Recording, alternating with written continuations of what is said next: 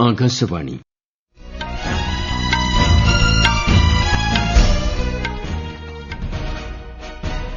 നമസ്കാരം. വാർത്തകൾ വായിക്കുന്നത് തുളസീദാസ് പരമേശ്വരൻ.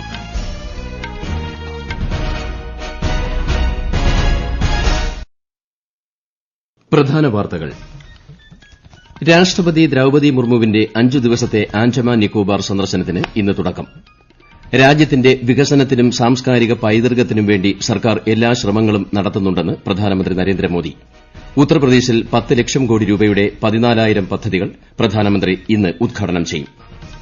ലോക്സഭാ തെരഞ്ഞെടുപ്പിന്റെ ഒരുക്കങ്ങൾ അവലോകനം ചെയ്യുന്നതിനായി മുഖ്യ തെരഞ്ഞെടുപ്പ് കമ്മീഷണറുടെ നേതൃത്വത്തിലുള്ള സംഘം ഇന്ന് ബീഹാറിലെത്തും. കേരളത്തിൽ വയനാട്ടിലെ വന്യമൃഗശല്യവുമായി ബന്ധപ്പെട്ട പ്രശ്നങ്ങൾ കേന്ദ്ര സർക്കാരിന്റെ ശ്രദ്ധയിൽപ്പെടുത്തുമെന്ന് ഗവർണർ ആരിഫ് മുഹമ്മദ് ഖാൻ. ഗുവാഹത്തിയിൽ നടക്കുന്ന ഖേലോ ഇന്ത്യ യൂണിവേഴ്സിറ്റി ഗെയിംസിന്റെ 4ാം പതിപ്പിന്റെ ഔദ്യോഗിക ഉദ്ഘാടനം പ്രധാനമന്ത്രി ഇന്ന് ഓൺലൈനായി നിർവഹിക്കും. വാർത്തകൾ വിശദമായി. രാഷ്ട്രപതി ദ്രൌപദി മുർമു 5 ദിവസത്തെ സന്ദർശനത്തിനായി ഇന്ന് ആൻഡമാൻ നിക്കോബാർ ദ്വീപുകളിൽ എത്തും. സന്ദർശന വേളയിൽ രക്തസാക്ഷി സ്തൂപത്തിൽ രാഷ്ട്രപതി പുഷ്പചക്രം അർപ്പിക്കും. സെല്ലുലാർ ജയിൽ കോംപ്ലക്സും മ്യൂസിയവും ശ്രീമതി മുർമു സന്ദർശിക്കും. പോർട്ട് ബ്ലെയറിലെ doctor B R. Ambedkar institute of ടെക്നോളജിയിൽ രാഷ്ട്രപതിക്ക് പൌരസ്വീകരണവും ഒരുക്കിയിട്ടുണ്ട്. നാളെ ഇന്ദിരാ പോയിന്റും ക്യാമ്പബെൽ ബേയും സുഭാഷ് ചന്ദ്രബോസ് ദ്വീപും രാഷ്ട്രപതി സന്ദർശിക്കും. രാജ്യത്തിന്റെ വികസനത്തിനും സാംസ്കാരിക പൈതൃകത്തിനും വേണ്ടി തന്റെ സർക്കാർ എല്ലാ ശ്രമങ്ങളും നടത്തുന്നുണ്ടെന്ന് പ്രധാനമന്ത്രി നരേന്ദ്രമോദി. ഉത്തർപ്രദേശിലെ സംഭാലിലുള്ള ശ്രീ കൽക്കിധാം ക്ഷേത്രത്തിന്റെ ശിലാസ്ഥാപനം നിർവഹിക്കുകയായിരുന്നു അദ്ദേഹം. വികസനത്തോടൊപ്പം പൈതൃകവും എന്ന മന്ത്രവുമായി ഇന്നത്തെ ഇന്ത്യ വികസനത്തിന്റെ പാതയിൽ അതിവേഗം മുന്നേറുകയാണെന്നും പ്രധാനമന്ത്രി പറഞ്ഞു. കൽക്കിധാമിന്റെ ശിലാസ്ഥാപനം ഭാരതത്തിന്റെ സാംസ്കാരിക നവോത്ഥാനത്തിന്റെ മറ്റൊരു അത്ഭുതകരമായ ഏടാണെന്നും പ്രധാനമന്ത്രി വിശേഷിപ്പിച്ചു. आज हम जिस अवसर के साक्षी बन रहे हैं ये भारत के सांस्कृतिक नवजागरण का एक और अद्भुत क्षण है. कल्की धाम भारतीय आस्था के एक और विराट केंद्र के रूप में उभर कर आएगा. आज हम देश में जो सांस्कृतिक पुनरोदय देख रहे हैं, आज अपनी पहचान पर गर्व और उसकी स्थापना का जो आत्मविश्वास दिख रहा है वो प्रेरणा हमें मिलती है. ഉത്തർപ്രദേശിൽ ഉടനീളം 10 ലക്ഷം കോടി രൂപയുടെ 14,000 പദ്ധതികൾ പ്രധാനമന്ത്രി നരേന്ദ്രമോദി ഇന്ന് ഉദ്ഘാടനം ചെയ്യും. ഉൽപാദനം, പുനരുപയോഗ ഊർജ്ജം, ഐടി, ഭക്ഷ്യസംസ്കരണം, ഭവനം, റിയൽ എസ്റ്റേറ്റ്, ഹോസ്പിറ്റാലിറ്റി, വിനോദം, വിദ്യാഭ്യാസം തുടങ്ങിയവയുമായി ബന്ധപ്പെട്ട നിരവധി മേഖലകളിലെ പദ്ധതികൾക്കാണ് പ്രധാനമന്ത്രി ഇന്ന് ഉത്തർപ്രദേശിൽ തുടക്കം കുറിക്കുന്നത്. ചടങ്ങിന്റെ ഭാഗമായി പ്രദർശന പരിപാടിയും സംഘടിപ്പിച്ചിട്ടുണ്ട്. 3 ദിവസം നീണ്ടുനിൽക്കുന്ന മേളയിൽ നിർമ്മിത ബുദ്ധി, ടെക്സ്റ്റൈൽസ്, ലോജിസ്റ്റിക്സ്, വെയർഹൌസിംഗ്, പ്രതിരോധം, എയ്റോസ്പേസ് തുടങ്ങി 9ലേറെ മേഖലകൾ കേന്ദ്രീകരിച്ചുള്ള പ്രദർശനങ്ങൾ ഉണ്ടാകും. വ്യവസായികൾ, അംബാസഡർമാർ, ഹൈക്കമ്മീഷണർമാർ തുടങ്ങി 5000-ഓളം പേർ പരിപാടിയിൽ പങ്കെടുക്കും. ഛത്രപതി ശിവജി മഹാരാജിന്റെ ജയന്തി ദിനത്തിൽ പ്രധാനമന്ത്രി നരേന്ദ്രമോദി അദ്ദേഹത്തിന് ശ്രദ്ധാഞ്ജലി അർപ്പിച്ചു.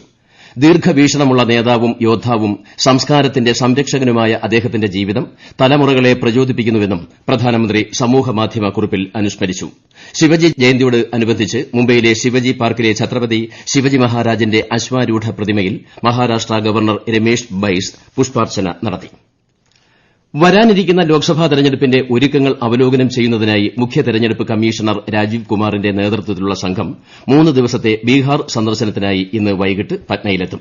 സന്ദർശന വേളയിൽ സുരക്ഷാ വശങ്ങൾ, പോളിംഗ് സ്റ്റേഷനുകൾ തയ്യാറാക്കൽ, വോട്ടർ പട്ടികയുടെ സ്ഥിതി, വിദൂര പ്രദേശങ്ങളിലെ ടെലികോം കണക്ടിവിറ്റി, വോട്ടർ ബോധവൽക്കരണ സ്വീപ് ക്യാമ്പയിൻ, ക്രമസമാധാനം എന്നിവ സംഘം അവലോകനം ചെയ്യും.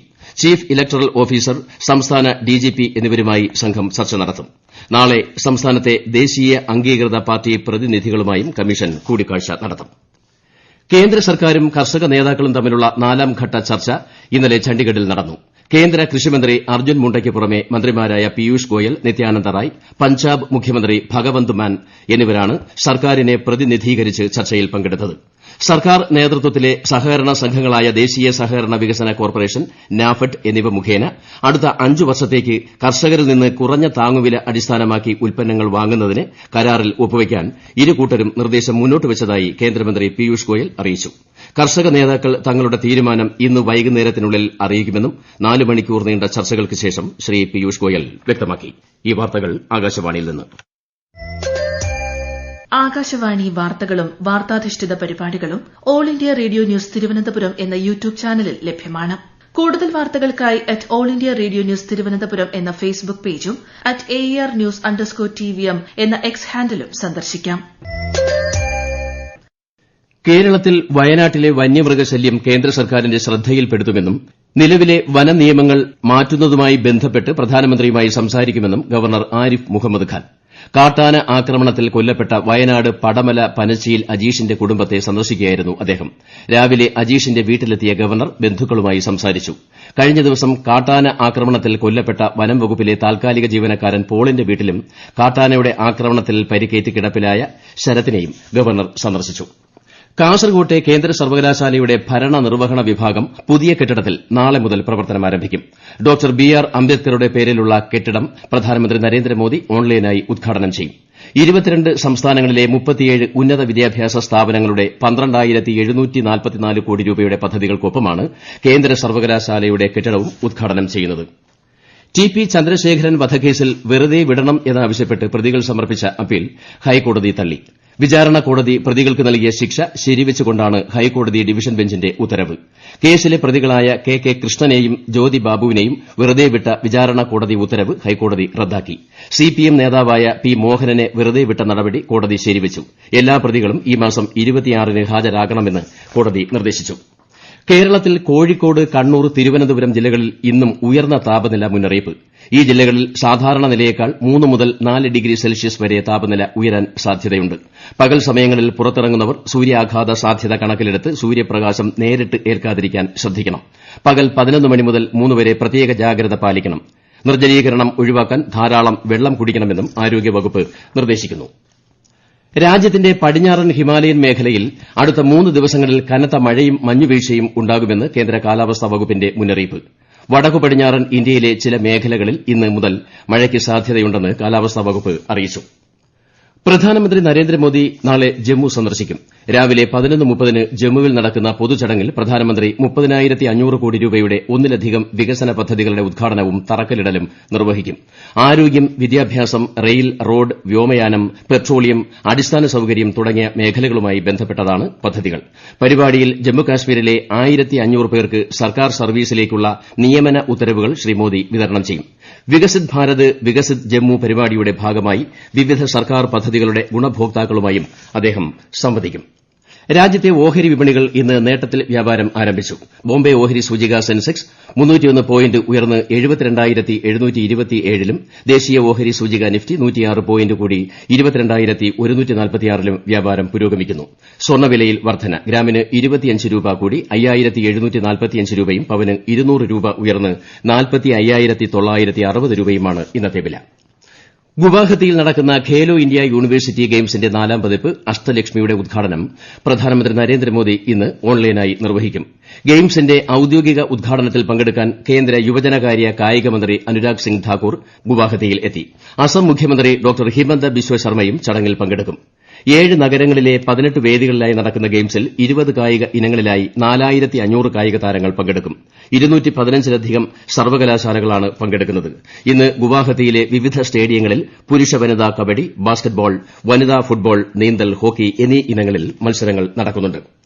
ഐ ലീഗ് ഫുട്ബോളിൽ ഗോകുലം കേരള എഫ്.സി ഇന്ന് ഡൽഹി എഫ്.സിയെ നേരിടും. പഞ്ചാബിലെ നാംധാരി സ്റ്റേഡിയത്തിൽ ഉച്ചയ്ക്ക് 2 മുതലാണ് മത്സരം.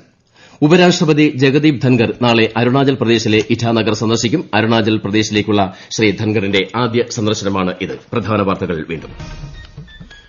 രാഷ്ട്രപതി ദ്രൌപദി മുർമുവിന്റെ 5 ദിവസത്തെ ആൻഡമാൻ നിക്കോബാർ സന്ദർശനത്തിന് ഇന്ന് തുടക്കം. രാജ്യത്തിന്റെ വികസനത്തിനും സാംസ്കാരിക പൈതൃകത്തിനും വേണ്ടി സർക്കാർ എല്ലാ ശ്രമങ്ങളും നടത്തുന്നുണ്ടെന്ന് പ്രധാനമന്ത്രി നരേന്ദ്രമോദി. ഉത്തർപ്രദേശിൽ 10 ലക്ഷം കോടി രൂപയുടെ 14,000 പദ്ധതികൾ പ്രധാനമന്ത്രി ഇന്ന് ഉദ്ഘാടനം ചെയ്യും. ലോക്സഭാ തെരഞ്ഞെടുപ്പിന്റെ ഒരുക്കങ്ങൾ അവലോകനം ചെയ്യുന്നതിനായി മുഖ്യ തെരഞ്ഞെടുപ്പ് കമ്മീഷണറുടെ നേതൃത്വത്തിലുള്ള സംഘം ഇന്ന് ബീഹാറിൽ എത്തും. കേരളത്തിൽ വയനാട്ടിലെ വന്യമൃഗശല്യവുമായി ബന്ധപ്പെട്ട പ്രശ്നങ്ങൾ കേന്ദ്ര സർക്കാരിന്റെ ശ്രദ്ധയിൽപ്പെടുത്തുമെന്ന് ഗവർണർ ആരിഫ് മുഹമ്മദ് ഖാൻ. ഗുവാഹത്തിയിൽ നടക്കുന്ന ഖേലോ ഇന്ത്യ യൂണിവേഴ്സിറ്റി ഗെയിംസിന്റെ 4ാം പതിപ്പിന്റെ ഔദ്യോഗിക ഉദ്ഘാടനം പ്രധാനമന്ത്രി ഇന്ന് ഓൺലൈനായി നിർവഹിക്കും. വാർത്തകൾ കഴിഞ്ഞു. അടുത്ത വാർത്താ പ്രക്ഷേപണം വൈകിട്ട് 6:30-ന്.